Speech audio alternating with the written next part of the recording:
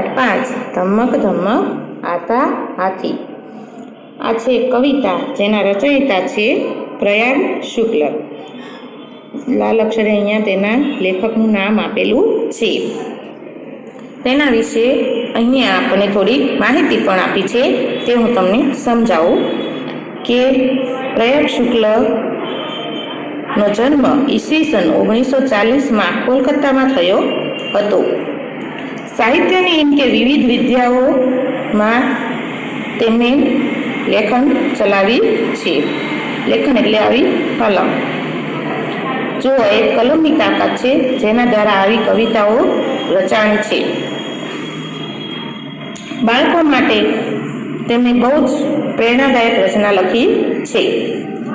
તેમના 9 કાવ્ય સંગ્રહ, 5 લઘુકથા સંગ્રહ, 3 ઉપન્યાસ, 1 કલા પુસ્તક અને સત્યજીત રે પર એક પુસ્તક પ્રકાશિત છે। તે સિવાય તેમણે ઘણી પત્રિકાઓ પણ લખી છે। ત્યારબાદ આપણે કવિતા સમજીશું। અહીંયા હું તમને હિન્દી અને ગુજરાતી બંને ભાષામાં સમજાવીશ, તો બરોબર ધ્યાન આપશો। ધમક ધમક આતા હાથી। ધમક ધમક કરતો હાથી આવે છે। ધમક ધમક જાતા હાથી। અહીંયા શું કહ્યું છે? જાતા હાથી, એટલે કે ધમક ધમક હાથી જાય છે। अपनी सूंड उठाता हाथी। પોતાની સૂંઢ ઉપર લઈ જાય છે એટલે કે ઉઠાતા હાથી। अपनी सूंड गिराता हाथी। ઉપરથી પછી નીચે લાવે એટલે કે તે પોતાની સૂંઢ નીચે લાવે છે એટલે કે गिराता हाथी। अपनी सूंड हिलाता हाथी। તે બંને બાજુ સાઈડમાં પણ સૂંઢ હલાવે છે, તેના માટે કવિએ કહ્યું છે કવિએ अपनी सूंड हिलाता हाथी। अपनी सूंड घुमाता हाथी। પોતાની સૂંઢને ગોળ ફેરવે છે, તેથી કવિએ કહ્યું છે કે अपनी सूंड घुमाता हाथी। धमक धमक आता हाथी, धमक धमक जाता हाथी।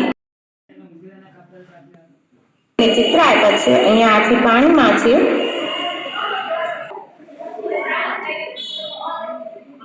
जब पानी में जाता हाथी, આગળ મેં તમને ચિત્ર બતાવ્યું કે જ્યારે પણ પાણીમાં હાથી જાય છે તો जब पानी में जाता हाथी, भर भर सूंड नहाता हाथी। सूंड भरी भरीને હાથી નહાય છે। આગળના ચિત્રમાં હતું ને, હાથી સૂંઢમાં પાણી ભરી અને પોતાની ઉપર નાખતો હતો, એટલે કે ભર ભર सूंड नहाता हाथी। सूंड ભરીને તે નહાય છે। कितने केले खाता हाथी। जो અહીંયા કે આપણને બતાવે છે આખી લૂમ તેની સૂંઢમાં છે, એટલે તમને કહેવામાં આવ્યું છે કે कितने केले खाता हाथी। यह तो नहीं बताता हाथी। हाथी તે કહેતો નથી। धमक धमक आता हाथी, धमक धमक जाता हाथी।